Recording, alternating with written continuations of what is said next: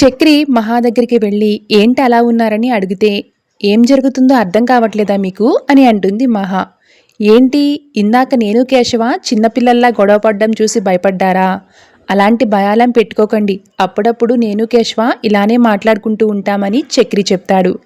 అది మాట్లాడుకోవడమా అని మహా అడిగితే మరి పోట్లాడుకోవడమా? మా నాన్నని దశరథుడితో పోల్చకపోయినా మేము నలుగురు మాత్రం రామ లక్ష్మణ భరత శత్రుఘ్నుల్లా కలిసిమెలిసి ఉంటాం అంటాడు చక్రి. ఆ పురాణ పురుషులతో పోల్చుకోవడం ఎందుకు గాని, నా భయం అది కాదు. రాగానే ఆ ఫ్లెక్సీలేంటి, రిసెప్షన్ అంటారేంటి, ఆ జనాలంతా ఏంటి, ఏం జరుగుతుంది అసలు?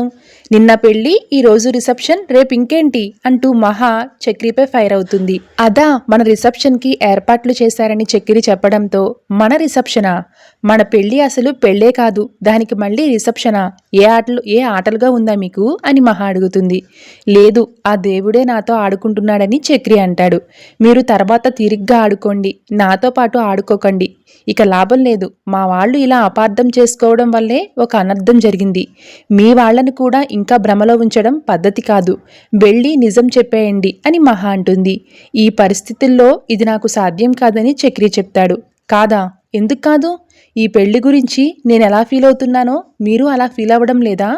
లేదంటే ఎవరో ఒకరు ఎప్పుడో ఒకప్పుడు పెళ్లి చేసుకోవాల్సిందేనని ఫిక్స్ అయిపోయారా? మీకు అర్థమయ్యేలా వాళ్ళని కూర్చోబెట్టి నిజం చెప్పకపోవడం వల్ల వాళ్ళు అపార్థం చేసుకుంటున్నారు. వెళ్ళి నిజం చెప్పండి అంటూ మహా తేల్చి చెప్పేస్తుంది చక్రికి.